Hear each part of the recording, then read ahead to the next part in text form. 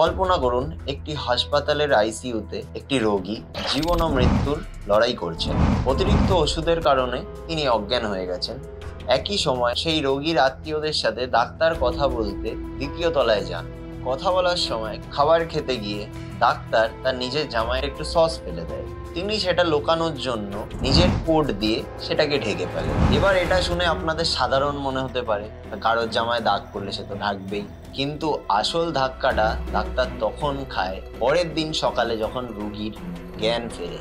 Doctor যখন রোগীকে নিজের পরিচয় দেন, রোগী জানান যে তিনি আগের রাতেই সব জেনে গেছেন। এমনকি ডাক্তারের জামায় সস পড়ার ঘটনাটাও তিনি জানেন।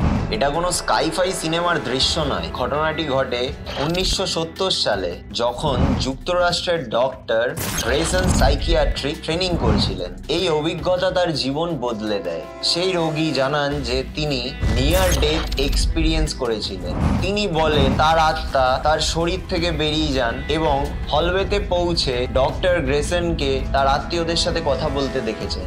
এবার আপনাদেরকে বলে দিই, নিয়ার ডেথ এক্সপিরিয়েন্সটা কি। নিয়ার ডেথ এক্সপিরিয়েন্স হলো এমন একটি অভিজ্ঞতা যেখানে কোনো ব্যক্তি মৃত্যুর খুব কাছে গিয়ে আবার জীবিত হয়ে ওঠেন। একটি স্টাডি অনুযায়ী প্রতি 10 জনের মধ্যে একজন ব্যক্তি মৃত্যুর সময় এই অভিজ্ঞতা করেন। ডক্টর থমাস ফ্লেশম্যান, যিনি বার্লিনের এসআরএইচ ইউনিভার্সিটির প্রফেসর, 2000-এর বেশি রোগী নিয়ার ডেথ এক্সপিরিয়েন্স স্টাডি করেছেন। তিনি নিয়ার ডেথ এক্সপিরিয়েন্সকে 5টি ধাপে ভাগ করেন। চলুন এক এক করে এই ধাপগুলো দেখি। প্রথম ধাপে রোগীর শরীরে কোনো রকম বড় পরিবর্তন দেখা যায়। তিনি কোনো ব্যথা অনুভব করতে পারেন না এবং ভয়ের অনুভূতিগুলো চলে যায়। মৃত্যুর আগে রোগী এক ধরনের শান্তি এবং সুখ এক্সপিরিয়েন্স করে। এই ধাপে রোগীর আত্মা তার শরীর ছেড়ে বাইরে চলে যায়। বেশিরভাগ রোগী জানান তারা তাদের দেহকে হসপিটালের বেডে শুয়ে থাকতে দেখেন এবং ডাক্তার ও নার্সের কার্যকলাপ দেখেন।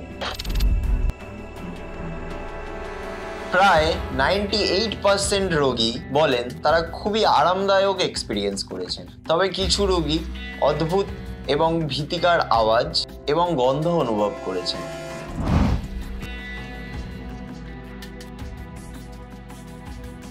রোগীরা একটি উজ্জ্বল আলো দেখতে পান, যা পরে একটি টানেলের রূপ নেয়। আলোটা এতটাই আকর্ষণীয় যে রোগীরা সেটার দিকে এগিয়ে যান।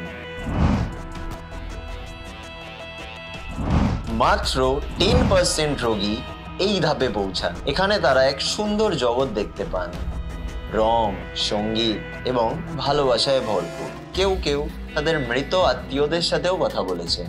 বিজ্ঞানীদের মতে মৃত্যুর সময় ব্রেনের টেম্পোরোপ্যারিয়েটাল জাংশন সক্রিয় হয়ে ওঠে। এটি আমাদের হ্যালোসিনেশন এবং স্বপ্নের জন্য দায়ী। যদিও বিজ্ঞান এখনো পুরোপুরি এই অভিজ্ঞতাগুলোকে ব্যাখ্যা করতে পারে না।